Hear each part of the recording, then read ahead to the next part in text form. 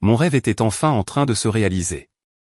Mon tout premier véritable entretien d'embauche, celui qui signifiait la liberté, avait lieu dans quelques heures. Je répétais mes réponses quand ma sœur Brianna entra dans ma chambre. « Conduis-moi au centre commercial avant midi, dit-elle. »« Je ne peux pas, lui répondis-je, j'ai un entretien. » Elle ricana, « Je vais le dire à papa. » Il ne fallut qu'une minute. Mon père, Rick, entra en trombe dans la cuisine. « Tu crois que ton petit entretien est plus important que les projets de ta sœur ?» Avant même que je puisse parler, il m'attrapa par les épaules et me poussa violemment. Je fus projeté contre le mur. Ma tête heurta la cloison sèche et j'entendis le verre d'un cadre se briser derrière moi. Je regardai son visage furieux. Je regardai Brianna, qui arborait un sourire satisfait. Ce jour-là, j'ai cessé d'être leur punching ball. Être l'autre enfant de la famille n'était pas une sensation nouvelle. C'était un rôle, un travail à plein temps, non rémunéré, que j'occupais depuis 25 ans. Mon rôle était simple, être utile, être silencieuse et être la raison de tout ce qui tournait mal. Le rôle de Brianna était différent, elle devait avoir du potentiel. J'en ai tant de souvenirs qu'ils se confondent, comme un film que j'aurais vu 100 fois. Au lycée, je travaillais dur. J'étais dans la société d'honneur. J'avais ramené un bulletin avec que des A et un seul B. Je l'avais laissé sur le comptoir de la cuisine, espérant que quelqu'un le verrait. Ce soir-là, mon père, Rick, le prit, y jeta un coup d'œil, un B en histoire. Je suppose que tu n'es pas aussi intelligente que tu le crois. Il le reposa et demanda, tu as sorti les poubelles? Je ne l'avais pas fait. J'y allais. Ce même soir, Brianna rentra 1 heure après son couvre-feu, en larmes. Elle avait échoué à son test d'algèbre parce qu'elle n'avait pas étudié. Elle était allée à une fête. La colère de mon père fondit aussitôt. Ma mère, Laura, se précipita pour la prendre dans ses bras. « Oh ma chérie, qu'est-ce qu'il y a ?» sanglotait Brianna, « Mon prof me déteste, il veut me faire rater. »« On va s'en occuper, » dit papa d'une voix protectrice. « J'appellerai l'école demain, le principal aussi. On ne le laissera pas ruiner ta moyenne. » Ils passèrent 2 heures à la table de la cuisine avec elle, maman lui fit du chocolat chaud, papa rédigea un mail furieux. J'étais dans le salon, à 3 mètres d'eux, écoutant leur plan de guerre pour défendre la moyenne d'une élève médiocre. Mesa était toujours sur le comptoir, entre des publicités. C'était la règle, ma réussite était une gêne, l'échec de Brianna, une crise qui réunissait la famille. Maman disait toujours, tu attires les ennuis, allez. Elle me l'avait déjà dit à 12 ans, quand Brianna, 10 ans, avait brisé son vase préféré. Brianna courait dans la maison, je lui avais dit d'arrêter, elle n'avait pas écouté. Elle avait trébuché et fait tomber le vase. Quand maman était entrée, elle m'avait vu debout au-dessus des morceaux cassés. Brianna pleurait déjà. Pourquoi, allez? Pourquoi faut-il toujours que tu provoques les choses? C'est moi qu'on avait privé de sortie pendant 1 mois. Brianna, elle, avait eu une glace pour se remettre. Ce jour-là, j'ai appris que la vérité ne comptait pas. Ma parole ne valait rien. Leur histoire était déjà écrite, j'étais la méchante, le problème. Mon père, lui, allait droit au but, tu n'y arriveras jamais là-dehors. Il disait ça quand je parlais des universités que je voulais intégrer. C'est beaucoup d'argent, allez. À quoi bon? Sois réaliste. Va au collège communautaire et reste à la maison. 2 ans plus tard, Brianna postula dans une école d'art à 4 états de là, 2 fois plus cher. Il faut soutenir ses rêves, dit papa en signant les papiers du prêt. Elle a un vrai talent. Elle deviendra quelqu'un. Brianna abandonna après 2 semestres et revint vivre à la maison. Personne ne la traita d'échec. On disait qu'elle se cherchait. Moi, je suis resté coincé. J'allais au collège communautaire, je vivais à la maison, je travaillais dans un café pour payer mes cours, puis dans un restaurant. Je travaillais 40 heures par semaine en suivant mes cours à plein temps. J'étais épuisé. Une nuit, après un double service, je suis rentré à minuit. Mes parents étaient dans la cuisine, Brianna pleurait à table scène habituelle. « Qu'est-ce qu'il y a ?» ai-je demandé. « Ce n'est rien, ma chérie, va te coucher, » dit maman. Son patron a été méchant, ajouta papa, les bras croisés. Brianna travaillait depuis 3 semaines dans une boutique du centre commercial. Les gens sont si cruels, soupira maman. Elle pleurait parce que son patron lui avait dit d'arrêter d'envoyer des messages pendant les heures de travail. Moi, je venais de me faire hurler dessus pendant 20 minutes par un client parce que son café n'était pas assez chaud. J'avais récuré des toilettes. Elle devrait démissionner, dit papa. Tu n'as pas besoin de travailler, Brianna, on s'occupera de toi. Je suis allé dans ma chambre, trop fatigué pour pleurer. Chaque dollar que je gagnais, je l'économisais. Chaque bonne note, je la gardais pour moi. Je construisais une échappatoire. Une vie dans l'ombre de ma propre maison. Ils ne me voyaient pas. Ils ne voyaient pas les candidatures que j'envoyais, ni les cours en ligne que je suivais la nuit.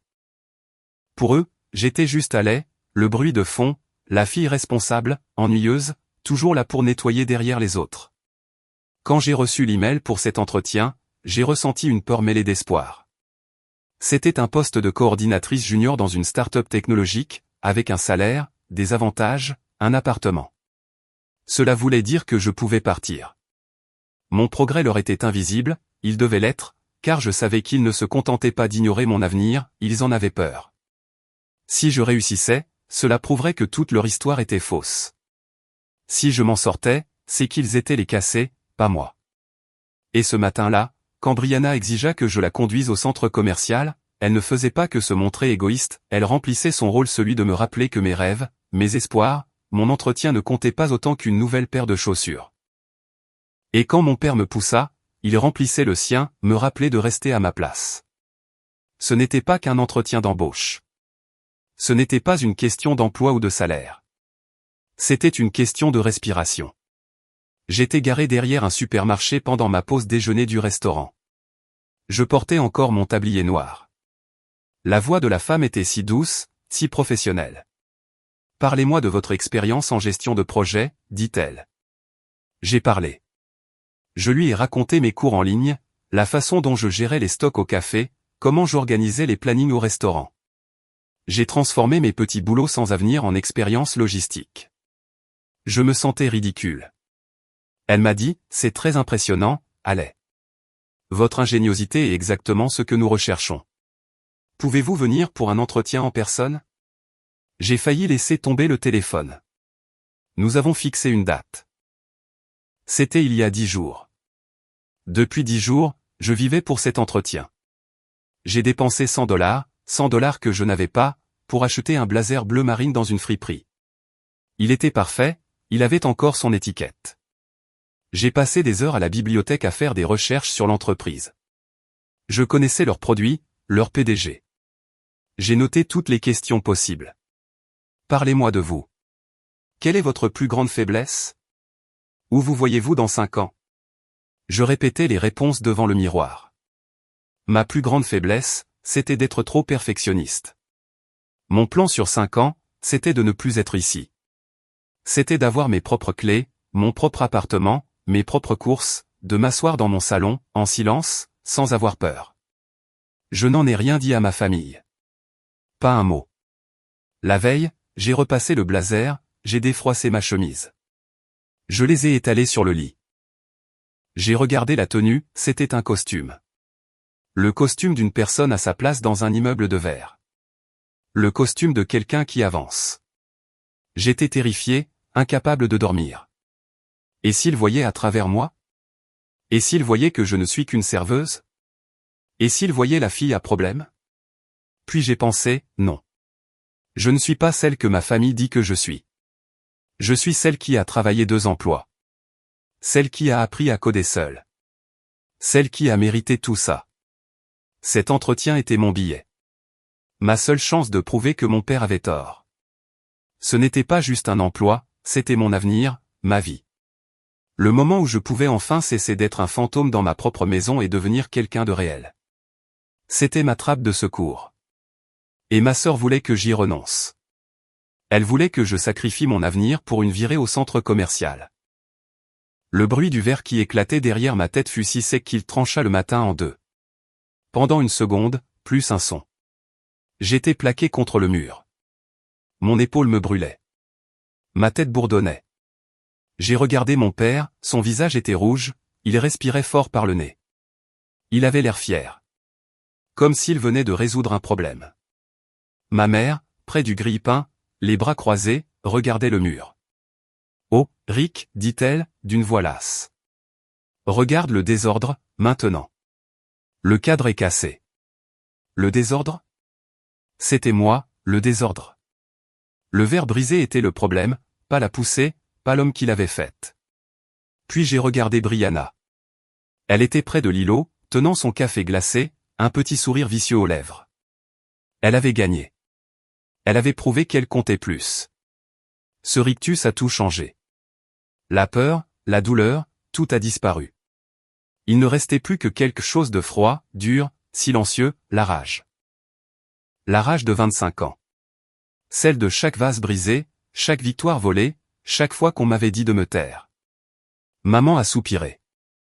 Elle m'a enfin regardé, non pas avec amour, mais avec exaspération.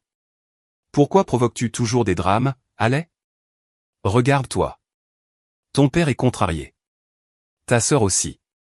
Tu ne peux pas, pour une fois, être facile à vivre? J'ai voulu parler, mais ma voix tremblait. Excuse-toi auprès de ta sœur, dit maman. Dis-lui que tu vas la conduire. On réparera le mur. Fais juste que ça s'arrête. J'ai regardé Brianna. Son sourire avait disparu.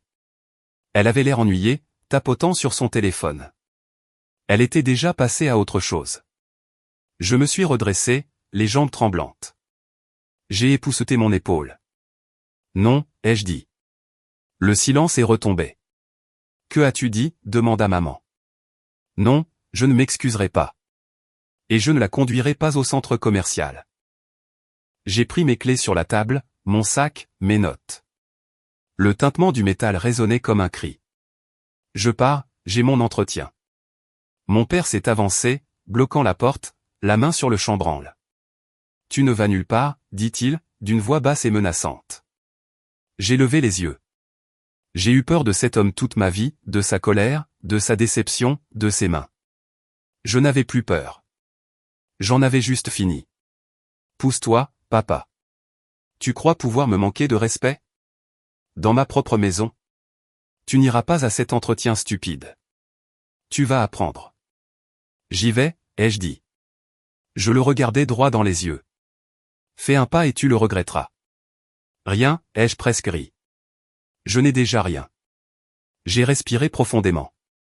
J'ai pensé à l'immeuble de verre, à la femme au téléphone, à mon nom sur un bail.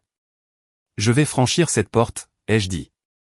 Et je ne le regretterai pas, je l'ai fixé. Non, ai-je ajouté. C'est toi qui le regretteras. Son visage a changé. Il ne connaissait pas cette voix, ni cette fille. Il n'a pas bougé.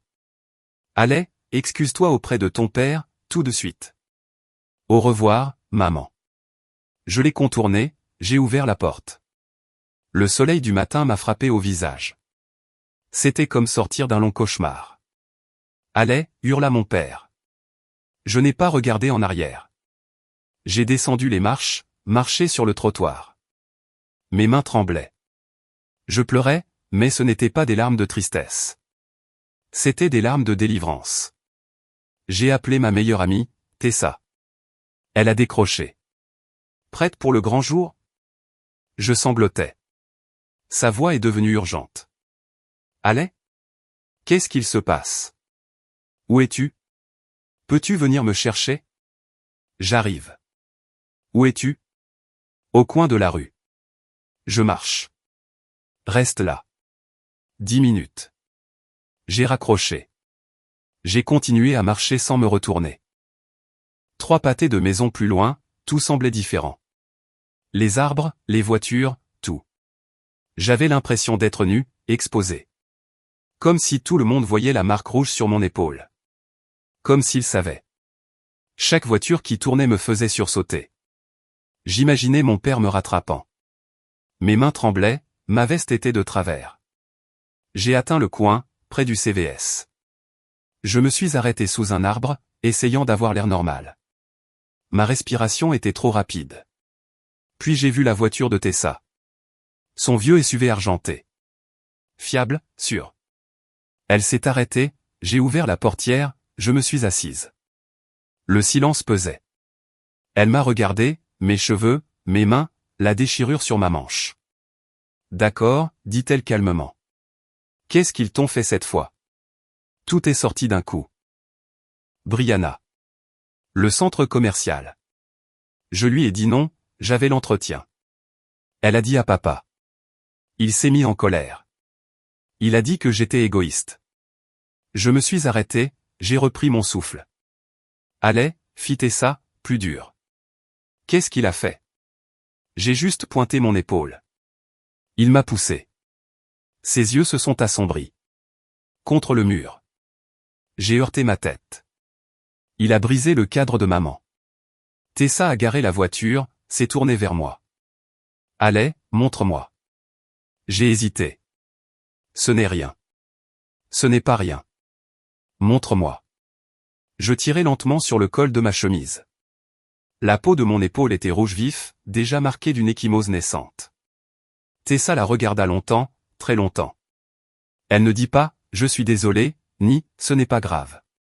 Elle serra le volant si fort que ses jointures blanchirent.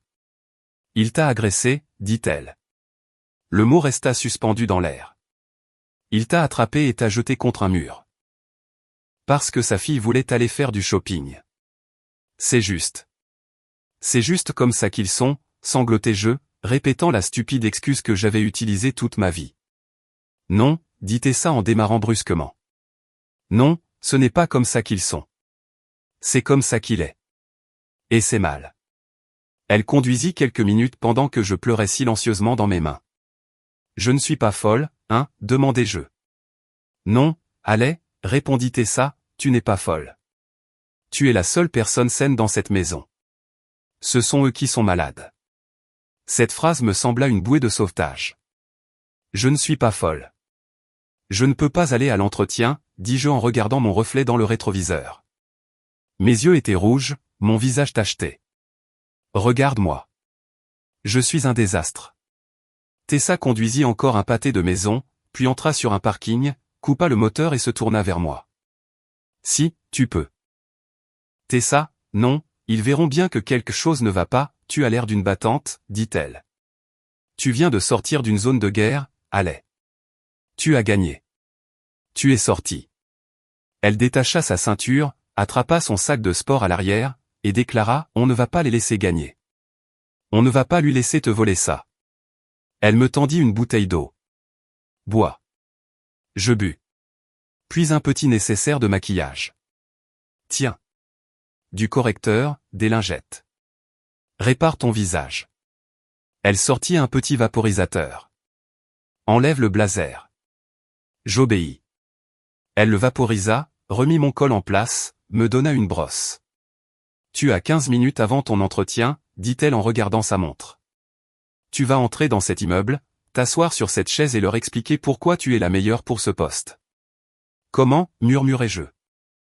Parce que, répondit Tessa en me regardant droit dans les yeux, tu viens de faire la chose la plus difficile de ta vie, tu t'es éloigné d'eux. Ça, c'est la partie facile. Elle avait raison. Ils ont voulu que j'annule pour la sortie de Brianna, dis-je enfin d'une voix plus assurée. Papa m'a poussé. Tessa hocha la tête. Et tu es parti quand même. Elle posa sa main sur mon bras. Tu vas avoir ce job, allez. Ce n'est pas à eux de décider de ta valeur. C'est à toi. Maintenant, va la définir. Elle remit le moteur. Nous parcourûmes les derniers pâtés de maison jusqu'à l'immeuble de verre. Elle avait raison. Mon père, ma mère, ma sœur avaient passé toute ma vie à me dire combien je valais, rien. En sortant de la voiture, la douleur à mon épaule me rappela brutalement ce que j'étais en train de faire. C'était le jour où j'allais leur prouver qu'ils se trompaient. Tessa ne se contenta pas de me déposer, elle gara la voiture dans le parking d'en face et marcha avec moi jusqu'aux grandes portes vitrées du hall. Je m'arrêtai sur le trottoir. L'immeuble montait si haut qu'il semblait se perdre dans les nuages. Du verre, de l'acier sombre. Propre. Silencieux. Je ne peux pas entrer, soufflai-je. Si, tu peux, répondit Tessa. Regarde cet endroit, Tess. C'est parfait. Et regarde-moi. Je suis en lambeaux. Mon épaule me lançait, ma tête battait. Le correcteur s'effaçait déjà. J'avais l'impression d'avoir une pancarte sur le dos disant bordure. C'est tout ce qu'il disait que je n'étais pas, murmurai-je. C'est tout ce que papa disait que je ne méritais pas. Il a raison, je ne suis qu'une serveuse. La fille qu'il vient de jeter contre un mur. Tessa me saisit le bras. Ton père est un tyran, dit-elle calmement. Un petit homme en colère qui a perdu le contrôle. Il n'a pas raison, il est juste bruyant. Elle désigna les portes vitrées. Ce n'est pas un palais, allez. C'est juste un immeuble de bureaux. Les gens là-dedans ne sont pas meilleurs que toi. Tu as travaillé pour ça. Tu as gagné ta place. Tu t'es formée toute seule. Elle remit en place le col de mon blazer, celui que j'avais repassé avec soin, celui que mon père avait froissé. Entre là-dedans, dit-elle. Pas pour eux. Pas pour leur prouver quoi que ce soit. Pour toi. Va chercher la vie que tu mérites. Elle me donna la bouteille d'eau. Respire, remets ton col, et vas-y, je pris l'eau. Je pris une grande inspiration. Tu ne viens pas? Non, répondit-elle doucement. Cette partie-là est à toi. Je reste ici. Je la regardais, ma vraie famille. D'accord, dis-je. J'y vais. Je me tournai, poussai la lourde porte de verre. J'étais à l'intérieur. Le hall était immense, le sol brillant, un agent de sécurité derrière un grand comptoir. Il leva à peine les yeux. Je viens pour un entretien, dis-je d'une voix faible. Chez Innovat. 9e étage, répondit-il sans me regarder, en pointant vers les ascenseurs. J'étais juste une personne parmi d'autres. Ni spécial, ni nul. Juste normal. L'ascenseur de verre monta vite et silencieusement. Mon estomac se serra, non de peur, mais de vitesse. Au 9e, le couloir était calme. Des gens marchaient posément, sans cri ni agitation. Le tapis gris étouffait les pas. Une femme leva les yeux et me sourit. Puis-je vous aider? Je suis allé Monroe, j'ai un entretien à 10 heures. Oui, allez, nous vous attendions. Je suis Sarah. Son sourire était sincère. Il termine une réunion. Vous voulez de l'eau ou un café? De l'eau, merci, répondis-je. Je m'assis dans un fauteuil moderne, confortable, pas collant, pas cassé. Cet endroit représentait tout ce que mes parents disaient que je ne pourrais jamais avoir, le calme, le professionnalisme, la maturité. Je pensais à mon père me traitant d'incapable, à ma mère me demandant d'être docile, à Brianna ricanant. Ils n'en avaient aucune idée. Ils ignoraient qu'un tel monde existait. Mon épaule pulsa de douleur. J'en fis ma force. Allez? Un homme en chemise soignée se tenait devant moi. Je suis Marc, je vais vous interviewer avec notre directrice, Émilie. Je me levai. Je lui serrai la main, ferme. Enchanté. Nous entrâmes dans une salle vitrée. L'entretien n'en fut pas un, c'était une conversation. Pas de piège, pas de cris. Émilie, vive et attentive, me demanda, je vois que vous avez appris seul le SQL et notre logiciel de gestion de projet. Pourquoi? Je pris une respiration. Parce que j'étais serveuse, et je ne voulais pas le rester. J'ai découvert ce que faisait votre entreprise, j'ai trouvé ça intelligent. Je voulais en faire partie. Alors j'ai appris ce qu'il fallait. Marc sourit. Émilie hocha la tête et nota quelque chose. Parlez-moi d'un client difficile, demanda Marc. J'eus un petit rire. Lequel? Celui qui m'a jeté du café chaud ou celui qui pensait que son steak faisait partie d'un complot? Je me repris. Désolé.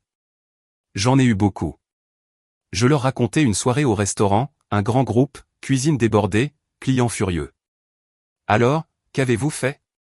J'ai demandé à mon manager d'arrêter les entrées, offert une tournée d'amuse-bouche avant qu'ils ne se plaignent, et je leur ai parlé. Honnêtement. Je leur ai dit qu'on avait du retard mais que leur commande arrivait. Je les ai fait se sentir écoutés. À la fin, ils ont laissé 25% de pourboire. Émilie regarda Marc. C'est une solutionneuse de problèmes. Je ne me sentais pas en train de mentir, ni de jouer un rôle. J'étais simplement moi, et j'étais compétente. Intelligente. Ingénieuse. Tout ce que j'avais dû devenir pour survivre dans ma famille était ici une force. Lire une pièce? Intelligence émotionnelle. Gérer la colère de mon père? Désescalade. Cumuler 2 emplois et des cours en ligne. Gestion du temps et initiative. Les 47 minutes passèrent en un éclair. Eh bien, allez, dit Émilie en se levant, c'était une excellente conversation. Nous devons encore voir quelques candidats, mais nous reviendrons très vite vers vous. Je serrai leurs mains. Merci pour votre temps. Je quittai la salle, passai devant le bureau silencieux, pris l'ascenseur, traversai le hall de pierre, poussai la porte vitrée et sortis au soleil. Tessa était assise sur un banc, feignant de lire un livre. Elle bondit en me voyant. Comment c'était? Tu vas bien? Que s'est-il passé? Je la regardai et je me mis à sourire. Un vrai sourire. Il commença petit, puis envahit tout mon visage. Je ne pouvais plus m'arrêter. J'ai réussi, dis-je en riant. Je riais si fort que j'ai failli me remettre à pleurer. Tess, dis-je en la serrant dans mes bras, je crois que je vais avoir ce travail. Je crois que je vais m'en sortir. Pour la première fois de ma vie, je le croyais vraiment. Je croyais que j'avais enfin ma place quelque part. Et ce n'était pas dans cette maison. Ce n'était pas avec eux. C'était ici. L'appartement de Tessa était mon refuge. Ça l'avait toujours été. Il était petit, les meubles dépareillés, des plantes aux fenêtres, l'odeur du café et celle de son vieux chat grincheux, Franck. Ce n'était pas une maison, c'était un foyer. J'étais assise sur son vieux canapé bleu. J'avais échangé mon blazer contre un de ces vieux suites d'université, doux et usés, avec écrit l'University of Michigan. Je n'avais jamais mis les pieds dans le Michigan. Tu devrais manger quelque chose, dit-elle. Elle posa devant moi un bol de soupe à la tomate et un sandwich au fromage grillé. Je n'ai pas faim, dis-je. Mange quand même, répondit-elle. Tu viens de mener une guerre, il te faut du carburant. Je mangeai. La soupe était chaude, simple, et c'était la meilleure chose que j'ai jamais goûtée. Et maintenant, demanda Tessa en s'asseyant en face de moi. Franck sauta sur ses genoux. Je ne sais pas, dis-je. Je me sentais vide. L'adrénaline de l'entretien était retombée. J'étais juste fatigué, et j'avais encore la marque sur l'épaule. Je ne peux pas y retourner, dis-je. Je sais, répondit-elle. Tu restes ici. Tu peux prendre le canapé. Ce n'est pas le luxe, mais c'est sûr. Merci, Tess. Mon téléphone était sur la table basse, face contre la surface. Il vibrait depuis 1 heure. Je n'avais pas osé le regarder. Tu devrais jeter un œil, dit Tessa. Tu ne peux pas les ignorer pour toujours. Je peux essayer, murmurai-je. Non, affronte-les, dit-elle. J'attrapai le téléphone. Il me parut lourd comme une brique. L'écran verrouillé était un cauchemar, des appels manqués, 7 messages de mon père, 8 de ma mère, 17 de Brianna. Commence par le plus facile, dit Tessa. Brianna. J'ouvris ces messages. Le premier daté d'1 heure après mon départ, t'es où? Puis, t'es juste parti? Papa va te tuer. Sérieusement, allez, t'es dramatique. Tu m'as pourri ma journée. Tu veux que je me fasse engueuler? T'as pas intérêt à avoir pris mon shampoing. Maman pleure. C'est ta faute. Je les lus tous sans rien ressentir. Ni tristesse ni colère. Rien. Comme si je lisais les messages d'une étrangère. Une étrangère stupide et égoïste. Elle s'inquiète pour son shampoing, dis-je. Ça lui ressemble, répondit Tessa. Puis j'ouvris ceux de ma mère, allez, rentre à la maison. On peut en parler. Ton père est juste inquiet. Il a beaucoup de pression au travail. Tu ne peux pas fuir, ce n'est pas une solution. Tu nous as humiliés, allez. Ce n'est pas comme ça qu'on t'a élevé. Tu dois rentrer et t'excuser auprès de ton père. Tu as fait une scène. Je posai le téléphone. Elle veut que je m'excuse. Bien sûr, dit Tessa. Si tu t'excuses, c'est que tout est de ta faute. Et le problème est réglé. Elle pourra continuer à faire semblant. Je regardais les appels manqués de mon père, 12. Il ne m'appelait jamais. Ne le rappelle pas, dit Tessa. Écoute sa messagerie. J'en avais un nouveau, d'il y a 45 minutes. J'appuyais sur lecture. Sa voix remplit l'appartement. Ce n'était pas sa voix de père, ni sa voix en colère. C'était une voix froide, calme, que je ne connaissais pas. Allez, tu as fait une très, très grosse erreur. Sa voix était pâteuse. Il avait bu. Tu crois que t'es meilleur que nous? Tu crois que tu peux partir comme ça, décrocher un boulot chic? Il rit, un rire humide et laid. T'es rien. T'es un problème. Tu l'as toujours été. Coupe, dit Tessa. Non, attends. T'es une fille instable, violente. T'es malade dans ta tête. Et je ne vais pas te laisser détruire cette famille. Il y eut une pause. Tu verras, dit-il. Tu verras ce qui arrive quand on me défie. Tu n'auras jamais ce travail. Je ferai en sorte que tout le monde sache qui tu es vraiment. L'appel se termina. Frank sauta du canapé et se cacha. J'étais glacé. Mes mains tremblaient. Il est saoul, murmurai-je. Il a dit que j'étais violente. Il projette, dit Tessa d'une voix tremblante. Il parle de lui. Que voulait-il dire? Je ferai en sorte de. Demandai-je. Avant qu'elle ne réponde, mon téléphone vibra, un mail. Sarah, la recruteuse. Objet, suite à votre entretien. Oh mon Dieu, dis-je. Ils m'écrivent déjà. Qu'est-ce qu'ils disent? Demanda Tessa. J'ouvris le mail. Mon espoir dura une seconde. Mon estomac s'évapora. Je ne respirais plus. Allez, qu'est-ce qu'il y a? Tu es blanche. Je lui tendis le téléphone. Elle lut à voix haute, Cher Allais, merci d'être venu aujourd'hui. Nous avons été impressionnés. C'est un message un peu inhabituel, mais nous devons aborder un point. Nous avons reçu un appel de Monsieur Rick Monroe. Non, continue, dis-je. Votre père, précisa-t-elle. Il a appelé notre direction, très agité. Il a affirmé que vous étiez mentalement instable, sujette à des accès de violence, et dangereuse pour l'environnement de travail. Nous devons suspendre votre candidature, le temps d'un examen de la situation. Je ne dis rien. Il l'avait fait. Il avait gagné. Il m'avait toujours dit que je n'y arriverais pas. Et juste avant la ligne d'arrivée, il avait tranché la corde. Les mêmes mots que sur le message, instable, violente. Il ne s'était pas contenté de me repousser, il avait détruit mon avenir. J'ai envie de vomir, dis-je. Je courus à la salle de bain. Je rendis la soupe à la tomate. Je restai longtemps sur le sol froid, vidé. Allez, demanda Tessa derrière la porte. Je m'en fiche. Elle entra, s'assit sur le bord de la baignoire. C'est un monstre, murmurai-je. Un vrai monstre. Non, dit Tessa d'une voix ferme, celle qu'elle prenait pour résoudre les crises au travail. Ce n'est pas un monstre. C'est un homme. Un idiot d'homme. Et alors? Dis-je. Il a gagné. Ils me prendront pour une folle. Je sais, dit-elle. Et on va le prouver. Quoi? C'est un tyran, un abuseur. Mais surtout, il est négligent. Elle leva mon téléphone. D'abord, ce message vocal. Ce n'est que lui, ivre et méchant, dis-je. Non, c'est une preuve. Un enregistrement horodaté de ses propres mots, instable, violente. Il ne fait pas une menace, il documente son crime. Elle brandit son propre téléphone. Ensuite, se mêle. Une preuve aussi. Un témoin professionnel et indépendant de ce qu'il a fait. Mais c'est sa parole contre la mienne, dis-je.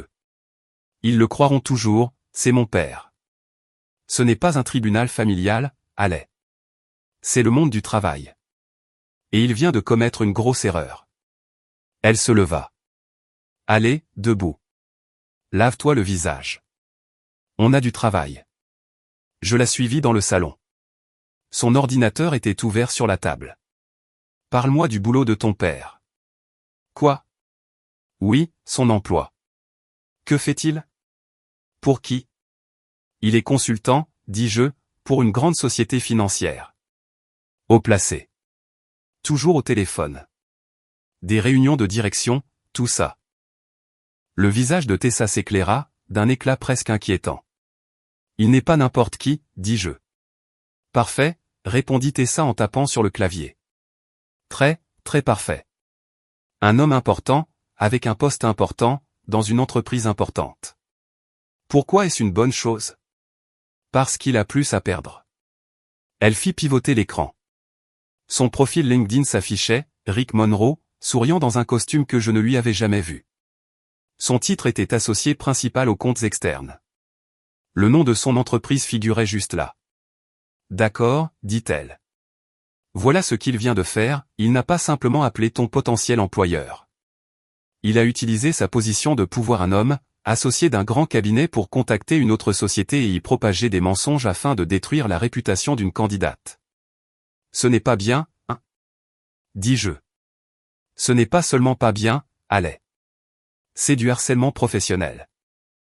C'est de la diffamation. Il a franchi une ligne, une grande ligne rouge corporative.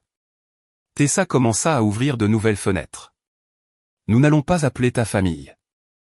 Nous n'allons pas crier. Nous n'allons pas pleurer. Elle me regarda. Nous allons déposer une plainte officielle. Elle ouvrit un nouveau courriel adressé à Sarah, la recruteuse.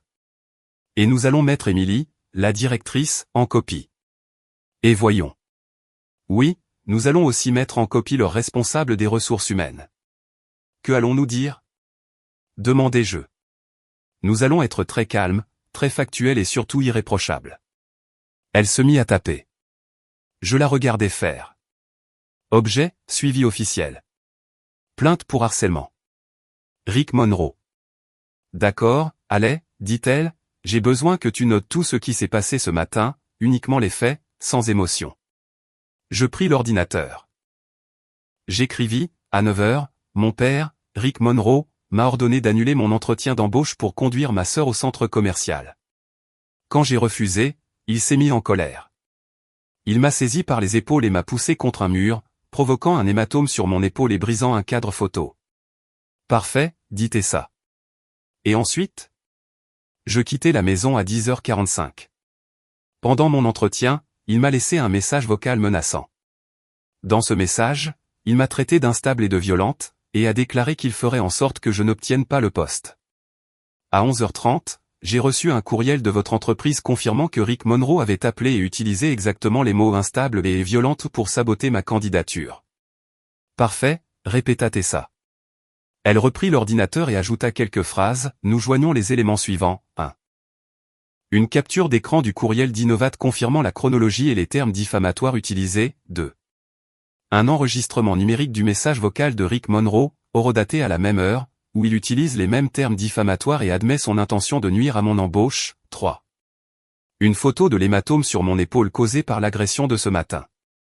Tess, dis-je, la photo, ce n'est pas trop? Non, répondit-elle. C'est le contexte. Cela montre que ces accusations de violence sont mensongères. C'est lui le violent. C'est lui l'instable.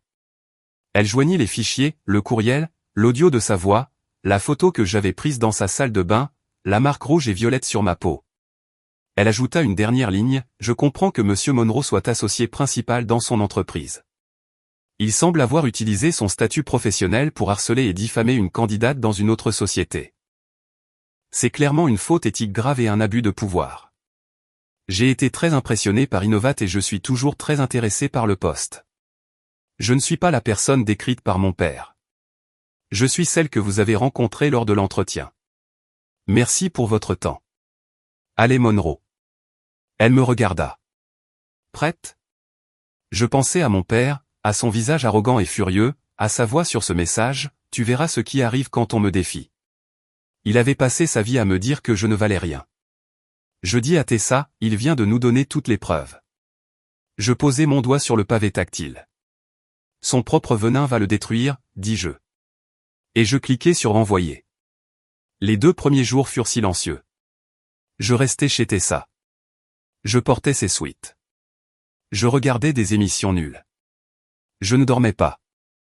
Chaque fois que mon téléphone vibrait, je sursautais.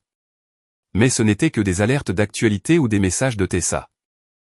Ma famille, elle, ne m'écrivait plus. C'était comme si, en envoyant ce courriel, j'avais coupé un cordon. La maison, mon père, ma mère, Brianna. Tout était devenu sombre. C'est mauvais signe, dis-je à Tessa le 2e soir. Je n'ai aucune nouvelle. Ils parlent entre eux. Ils le croient. Je suis grillé. Je suis fini. Non, dit Tessa sans lever les yeux de son livre. C'est bon signe. Bon signe? Oui, car pas de commentaire ne veut pas dire qu'il t'ignore. Cela veut dire que les ressources humaines sont impliquées, que le service juridique est consulté. Les grandes entreprises ne vont pas vite. Elles avancent prudemment. Elles parlent à leurs avocats. Et son cabinet aussi, probablement. Et le poste? Murmurai-je. J'en ai assez de lui, je voulais juste ce travail. Sois patiente, répondit-elle. L'appel arriva 2 semaines plus tard. Mon téléphone sonna, Innovat. Je regardai Tessa. Elle hocha la tête. Mais sur haut-parleur. J'ai décroché. Bonjour. Bonjour, Allais, ici Émilie, la directrice qui t'a reçu en entretien. Sa voix était douce, bienveillante. Bonjour, Émilie, dis-je, tentant de paraître professionnel. Mon cœur battait à tout rompre. D'abord, dit-elle, je veux m'excuser, au nom de toute l'équipe d'Innovat. Je suis sincèrement désolé pour ce que tu as subi. Ton courriel était courageux, et il a été pris en charge. Pris en charge? Oui. Notre service RH a immédiatement contacté le cabinet de ton père. Nous leur avons présenté les preuves, le message vocal, le courriel. C'était très clair. Je m'assis sur le canapé. Je ne suis pas une personne violente, murmurai-je. Nous le savons, Allais, dit Émilie d'une voix compatissante. Tu es la personne que nous avons rencontrée, une femme intelligente, ingénieuse et professionnelle. C'est pourquoi je t'appelle. Je retenais mon souffle. Nous aimerions t'offrir officiellement le poste de coordinatrice junior, avec le salaire convenu. Et si tu es d'accord, nous souhaitons ajouter une prime de bienvenue de $5000, pour nous excuser et te souhaiter la bienvenue. Je me mis à pleurer. Pas de tristesse. Je ne sais même pas de quoi. Oui, balbutiai-je. Oui, j'accepte. Merci. Merci infiniment. C'est nous qui avons de la chance, Allais, dit Émilie. Bienvenue chez Innovat. Nous t'envoyons la lettre d'offre dès maintenant. Je raccrochai. Tessa et moi ne criâmes pas, ne sautâmes pas de joie. Nous nous sommes simplement serrés dans les bras. Je pleurai longtemps sur son épaule. Tu l'as fait, dit-elle. Tu es sorti. C'était la bonne nouvelle. Le reste n'était que conséquence. 1 mois après le début de mon travail, Tessa m'envoya un lien. Un communiqué de la presse locale, Rick Monroe, associé principal de son entreprise, a été licencié avec effet immédiat pour faute éthique grave et violation du code de conduite. Il n'avait pas seulement perdu son poste. Il avait été publiquement discrédité. 1 semaine plus tard, je reçus un message d'une ancienne camarade de lycée, OMG, t'as vu ce qui est arrivé à ton père? La chambre de commerce lui a retiré son siège au conseil. C'est partout sur Facebook. Il avait passé des années à me traiter d'inutile. Il avait bâti toute son identité sur son importance. Et ses propres mots, sa propre violence, sa propre haine l'avaient détruit. J'étais à mon nouveau bureau, dans l'immeuble de verre, quand mon téléphone sonna. Numéro inconnu. Je laissai aller sur messagerie. 1 minute plus tard, un texto, Allais, c'est moi. Rappelle-moi, c'est une urgence. C'était maman. Je regardai le message, puis la ville par la fenêtre. Je rappelai. Allais, sanglotait-elle, c'est ton père. Ils l'ont viré, ils ont pris sa retraite, il est anéanti, il ne se lève plus. Nous ne savons pas quoi faire. On ne peut plus payer le prêt. La voiture de Brianna va être reprise. Nous avons besoin d'argent. Il faut que tu nous aides. Je regardais mon écran. Un nouveau mail de ma chef, excellent travail sur ce rapport. Je fixai mon clavier. Pourquoi m'appelles-tu, maman? Dis-je calmement. Quoi, répondit-elle, reniflant. Que veux-tu dire? Nous sommes ta famille. Tu dois nous aider, après tout ce que nous avons fait pour toi. Je respirai. L'air du bureau était frais et pur. Non, dis-je. Comment ça, non? C'est de ton père qu'on parle. Je sais, dis-je. Et je suis au travail. Je dois y retourner. Allez, tu ne peux pas nous faire ça. Hurla-t-elle. Tu es un monstre. Tu l'as détruit. Tu nous ruines. Maman, dis-je calmement, vous avez fait vos choix. Il a fait les siens. Vous m'avez toujours dit que j'étais le problème. Je marquais une pause. Débrouillez-vous. Et je raccrochais. Je ne bloquais pas son numéro. Je me contentais de raccrocher. Je me tournai vers mon ordinateur. J'ouvris mon rapport. Et je me remis au travail. J'ai mon propre appartement maintenant. Ce n'est pas grand. Un studio, au 3e étage d'un vieil immeuble en briques, entre mon bureau et chez Tessa. Il y a une petite cuisine, une salle de bain et une grande pièce. Le parquet craque. Les fenêtres sont immenses. Le premier objet que j'ai acheté, c'est un lit.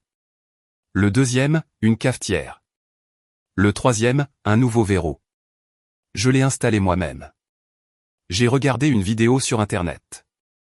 Quand j'ai tourné la clé pour la première fois, j'ai ressenti un déclic dans la poitrine, la sécurité. Mon appartement est petit, mais il est sûr. J'ai un petit canapé, un tapis en solde, une petite télé. Les murs sont blancs. Je vais les peindre, mais je n'ai pas encore choisi la couleur. Peu importe. Ce sont mes murs. Le bleu sur mon épaule a disparu depuis longtemps. Il est passé du violet furieux au jaune maladif, puis plus rien. Mais la force qu'il a laissée, elle est restée. Je me lève tôt maintenant, avant le soleil. Non pas par peur, mais par envie. Je prépare mon café. Je n'écoute plus les pas. Je ne me raidis plus en attendant un cri. Je fais juste du café. Je m'assieds près de la fenêtre. Je regarde la lumière remplir l'espace mon espace. C'est si calme. Je n'ai jamais été aussi heureuse. Je n'ai pas reparlé à mon père depuis le jour où il m'a jeté contre le mur. Ni à ma mère depuis le jour où j'ai raccroché. Brianna m'a envoyé un message le mois dernier, « Hey, alors comme ça t'es riche maintenant ? Maman me rend folle. Je peux venir chez toi. » Je l'ai supprimé. Ils vivent toujours dans cette maison. D'après Tessa, l'ambiance y est sombre. Papa a perdu son statut, son emploi, son pouvoir. Il n'a plus rien à vanter, plus personne à dominer que les deux autres. Brianna a perdu son public, son chauffeur, sa bonne.